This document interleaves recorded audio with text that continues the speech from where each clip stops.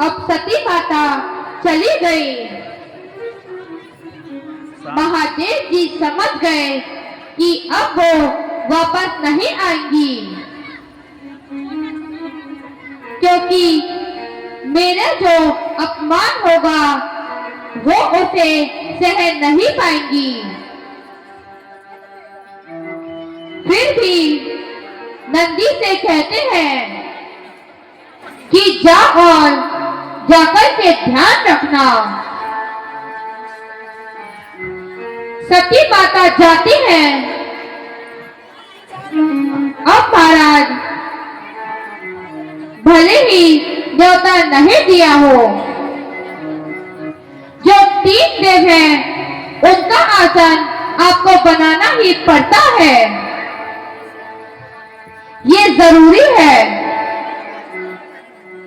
आप न्योता नहीं दे रहे, ये आपका मन, आपकी नहीं बनती, आपने नहीं बुलाया, लेकिन आसन तो तीनों देवों का लगाना पड़ता है। लड़का बुला, लड़का कौन है? अब माता जाती है। ब्रह्मा जी का आसन लगा है, विष्णु भगवान का आसन लगा है,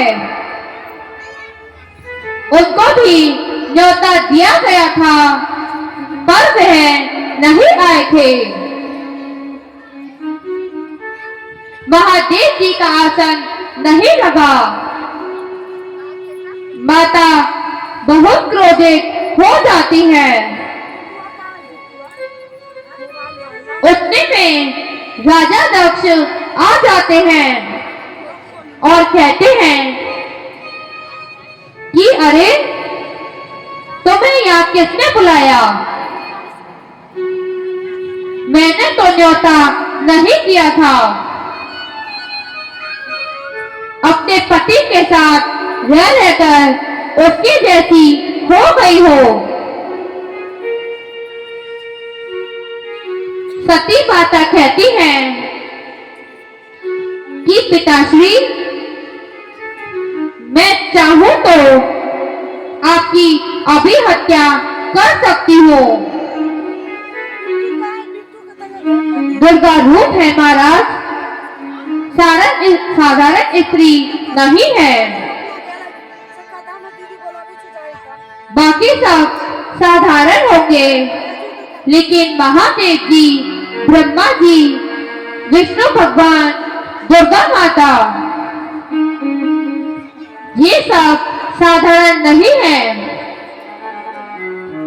ये तो लीला करने के लिए आए हैं। वो पुत्री बन करके आए हैं। उन्होंने कहा कि अगर मैं चाहूं तो अभी आपकी हत्या कर सकती हूँ, पर मैं नहीं चाहती कि भविष्य में बेटियों पर पिता का हत्या का कलंक लगे।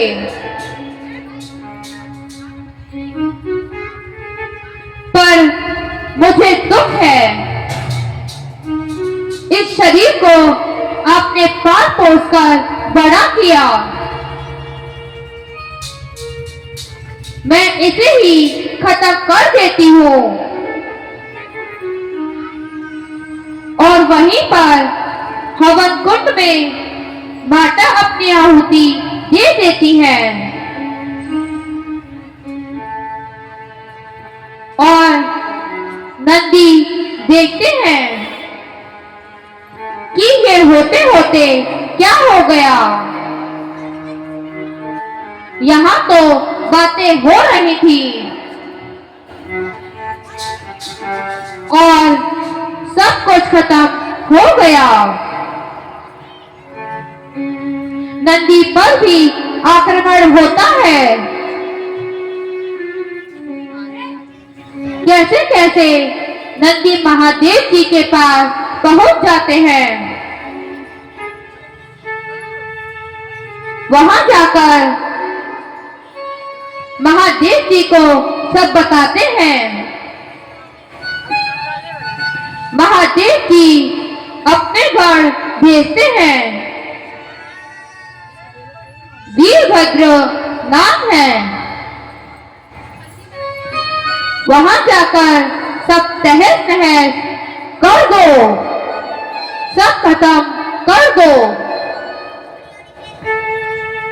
राजा दक्ष के गले को काट दिया जाता है,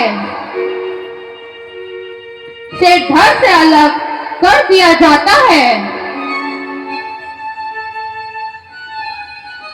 अब महाराज भगवान विष्णु के पास जा रहे हैं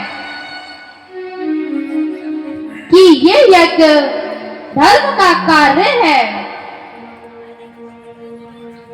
और वो अगर बीच में छूट गया तो वो अमंगल माना जाएगा। अब विष्णु भगवान से कहते हैं कि आप कुछ करिए, यज्ञ को बीच में नहीं छोड़ सकते। महादेव जी से कहते हैं,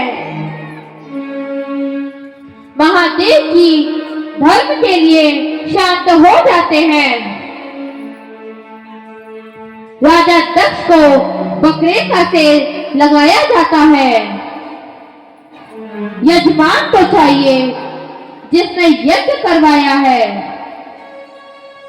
वो अगर यज्ञ में नहीं बैठेगा तो यज्ञ पूरा नहीं होगा। तो बकरे का तेल लगाया जाता है और यज्ञ पूरा किया जाता है।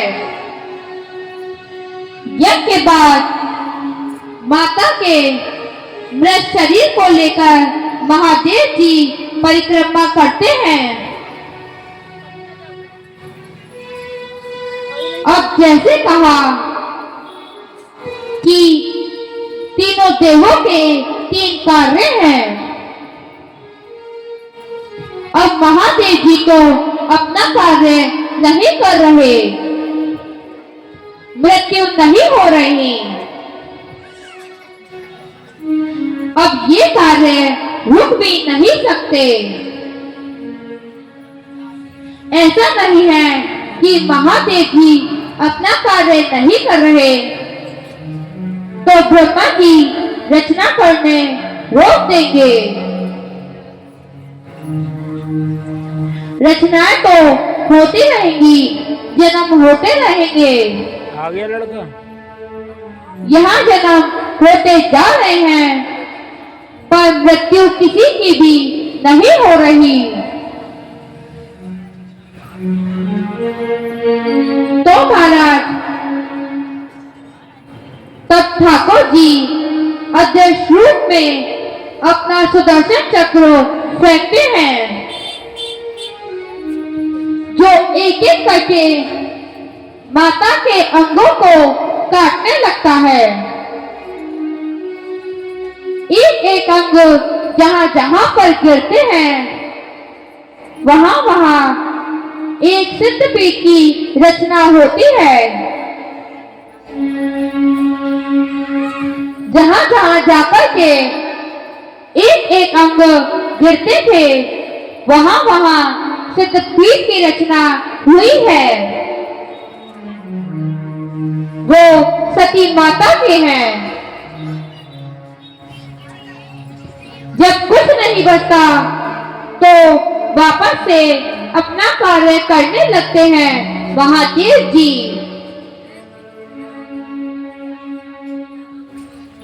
कुछ समय बाद सती माता हिमाचल राजा के यहाँ पार्वती माता के रूप में आती है।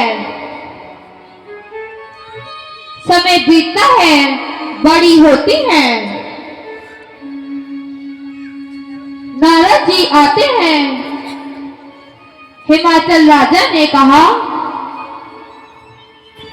बेटी विवाह योग्य हो गई है, कोई वर बताइए। नारद जी सब जानते थे। नारद जी ने कहा, बड़ा बढ़िया वर है, महादेव नाम है। कहते हैं धनवान है कि नहीं। अरे इतना धनवान है कि उनके दर पर ब्रह्मा जी विष्णु जी भी आते हैं। कहते हैं कि तो बड़ी अच्छी बात है। अब नारद जी दौड़े दौड़े भगवान विष्णु के पास जाते हैं और कहते हैं कि मैंने तो रिश्ता पक्का कर दिया, अब महादेव जी को मनाने की मुझ में हिम्मत नहीं है, आप ही कुछ करिए। विष्णु भगवान जाते हैं और महाराज महादेव जी से कहते हैं कि आपकी बहुत उम्र हो गई है, समय बीत गया है, अब आप विवाह कर लीजिए। महादेव जी ने कहा मुझे विवाह नहीं करना। अरे नेत्र बंद करके तो देखिए कन्या कौन है। नेत्र बंद करते हैं तो ये तो सती माता ही है। वो वापस पार्वती माता का रूप लेकर आए हैं। तो महादेव जी मान जाते हैं। बोली शंकर भगवान